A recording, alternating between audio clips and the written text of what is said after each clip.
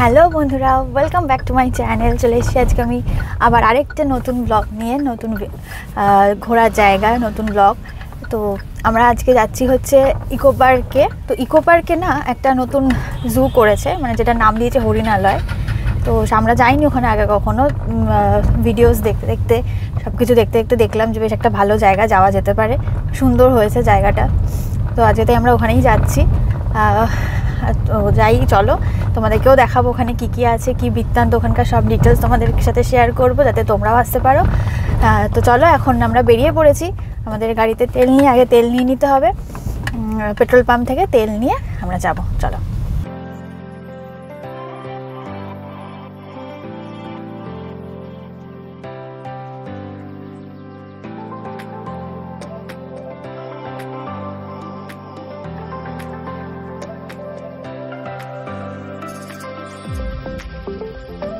তো আমরা চলে এসেছি ওই ইকো পার্কের হরিণালয়তে।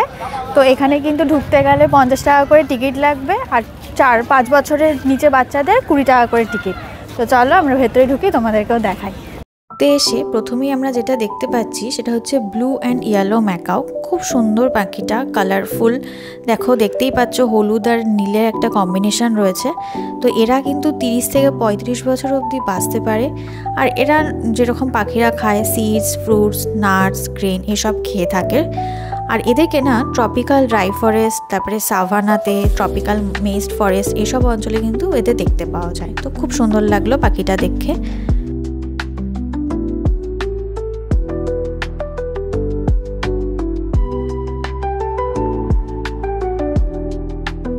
এটার নাম হচ্ছে লরি পাখি। হ্যাঁ, ঠিকই শুনেছ, লরি। তো এই পাখিটা 15 থেকে 30 বছর অবধি বাঁচে।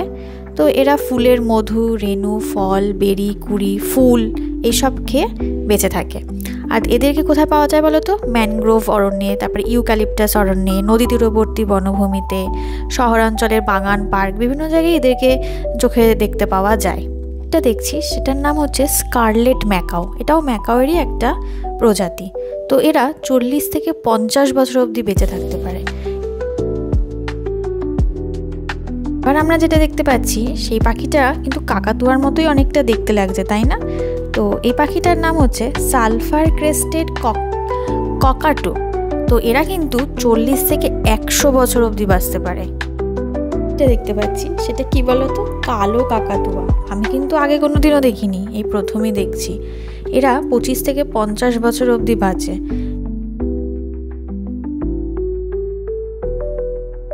এবার যে পাখিটা দেখতে পাচ্ছি সেটা হচ্ছে ইলেকটাস প্যারট, মানে প্যারটেরই আরেকটা গোষ্ঠী। তো এই পাখিটা 30 থেকে 40 বছর অবধি বাঁচে। এরা ফ্রুটস, বেরিজ, ফ্লাওয়ার, নাটস এসব খেয়ে বেঁচে থাকে। এটা কিন্তু ইকো পার্কের হচ্ছে 6 নম্বর গেট দিয়ে ঢুকলেই কিন্তু এটা হরিণালয়টা রয়েছে।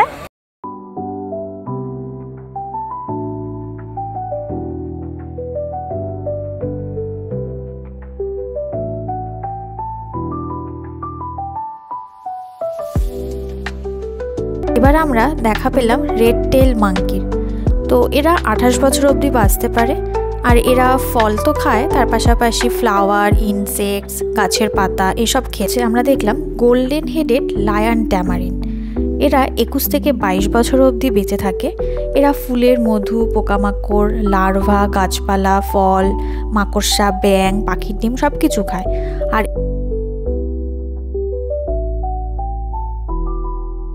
আমরা কুমির বাবাজির দেখা পেলাম। উনি কিন্তু ওখানে শুয়ে শুয়ে রোদ পোহাচ্ছিল, বেশ কিন্তু ভালো লাগছিল দেখে আমাদের।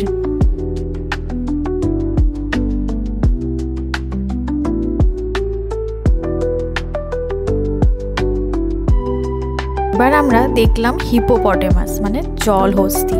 তো উনি তো জলেই ব্যস্ত ছিলেন পুরোপুরি। তারপরে মনে হলো একটু আমাদের দেখা দেওয়া উচিত, সেই জন্য উনি একটু জল থেকে উঠে আমাদের একটুখানি দেখা দিল।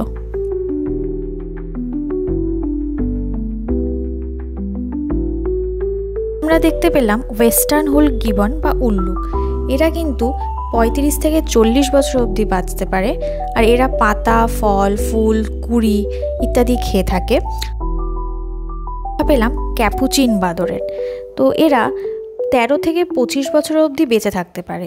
এরা সব কিছু খায়, ডুমুর, কুড়ি, পাতা, পোকামাকড়, শামুক, ব্যাং, ডিম ইত্যাদি সব কিছু খায়।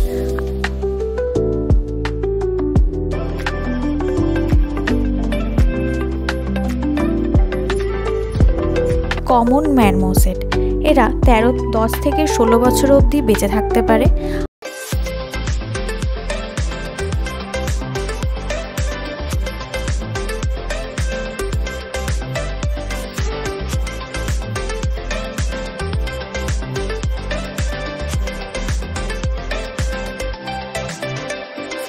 আমরা দেখতে পেলাম জিরাফ, বেশ দুজনে যুগলে ওখানে দাঁড়িয়ে বেশ মজা করছিল, আমরাও সেটা দেখছিলাম, খুব ভালো লাগছিল।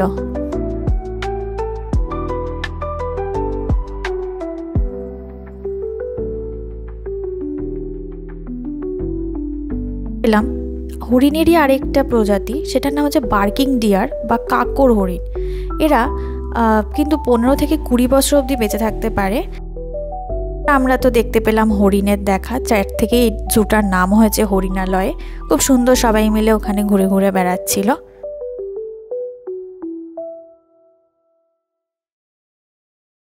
দেখলে এখানে হরিণালয়টা কেমন, এখানে কিন্তু খুব সুন্দর সুন্দর পশু পাখিগুলো রয়েছে, খুব ভালো লাগলো দেখে। তোমরাও আসতে পারো। এখানে টাইমিংটা আমি বলে দিই, এখানে কিন্তু শীতকালে সকাল 9:30 থেকে বিকেল 5:30 অবধি খোলা থাকে, আর গরমকালে সেটা 10টা থেকে 6টা অবধি খোলা থাকে।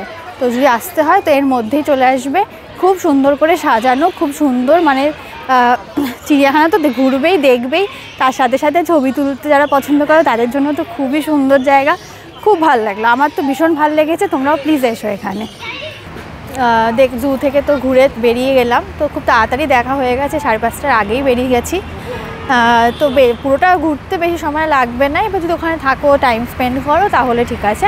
তারপরে কোথায় যাব ভাবতে ভাবতে চলে এলাম, পাশেই এয়ারক্রাফট মিউজিয়াম আছে, তোমরা জানো। তো আমরা এখন চলে এসেছি এয়ারক্রাফট মিউজিয়ামে সবাই মিলে। এয়ারক্রাফট মিউজিয়াম হচ্ছে 7:30 অবধি খোলা থাকে, 10:30 থেকে 7:30 অবধি খোলা থাকে, মানডেতে ক্লোজ থাকে। তো এখন অনেকটা সময় আছে, তাই আমরা এখন এই মিউজিয়ামের ভেতর ঢুকবো।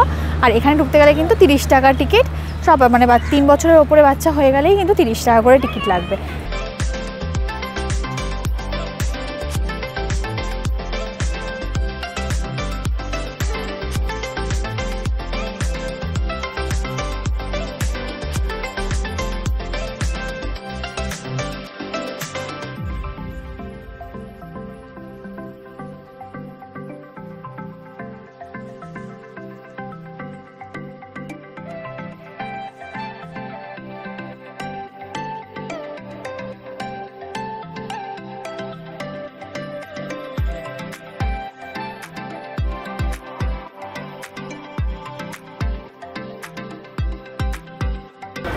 ভেতর থেকে ঘুরে চলে আসলাম, যেটা হচ্ছে একটা যুদ্ধ বিমান। অ্যাকচুয়ালি এটা কিন্তু সত্যিকারেরই প্লেন, মানে বিমান।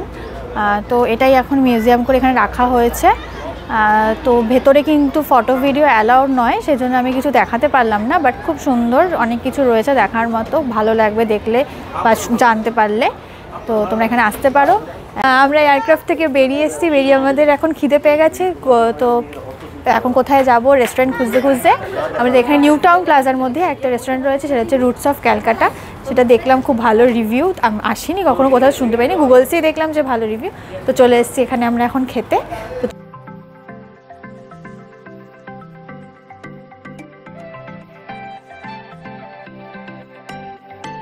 চলো তোমাদেরকে একবার রেস্টুরেন্টটা ঘুরিয়ে দেখিয়ে নিই, খুব সুন্দর কিন্তু রেস্টুরেন্টটা, ভালো লাগছে দেখতে। চলো।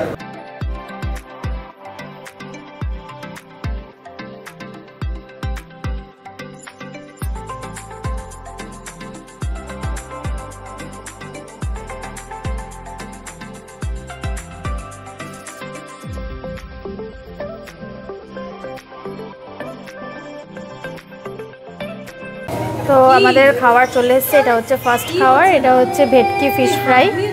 দেখো এসছে হচ্ছে আমাদের নেক্সট আইটেম, এটা হচ্ছে ফিশ কবিরাজি। দেখো অনেক বড় বড়, তাই না বাবা? 1 প্লেট। আর এই হচ্ছে আমরা নিয়ে নিয়েছি 3টে ক্যাপাচিনো। এটা হচ্ছে আমাদের নুডলস চলে এসছে এর জন্য। এত কিছু খায় না, ফ্রেঞ্চ ফ্রাই আর নুডলস খায় শুধু।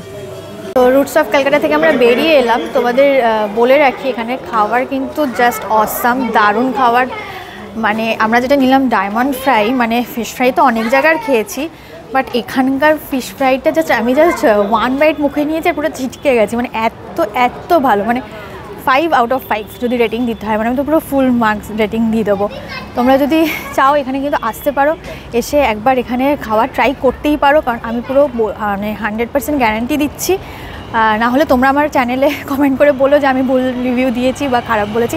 প্রত্যেকটা আইটেম আমরা যে কটা খাবার খেলাম খুব ভালো। ইনফ্যাক্ট আমরা তো ভেটকি ফ্রাই বাড়ির জন্য আবার প্যাকও করে নিলাম, যেহেতু এতটাই টেস্টি লেগেছে। এত জায়গার মানে ফিশ ফ্রাই খেয়েছি, বাট এরকম খাইনি, দারুণ ছিল জাস্ট। তো তোমরা এখানে আসবে, জাস্ট একটা দারুণ, অ্যাম্বিয়েন্সটাও সুন্দর, খাবারগুলো সুন্দর, এখানকার স্টাফদের ব্যবহারও খুব ভালো, খুব মানে ওদের আপ্যায়ন, বিহেভিয়ার খুব ভালো। তো চলো, এখন আমাদের মোটামুটি আজকের সব ঘোরা কমপ্লিট হয়ে গেল। এখন আমরা বাড়ির দিকে যাচ্ছি। তো তোমরা জানিও আমার ব্লগটা কেমন লাগলো। যদি ভালো লেগে থাকে তোমরা জানো কী করতে হবে, লাইক কমেন্ট করতে হবে। আর যারা আমার চ্যানেলটাকে এখনও সাবস্ক্রাইব করোনি তারা প্লিজ সাবস্ক্রাইব করে দিও। তো চলো, পরে চলে আসবো আবার কোনো আরেকদিন আরেকটা ব্লগ নিয়ে। তো ততক্ষণে টাটা, বাই বাই।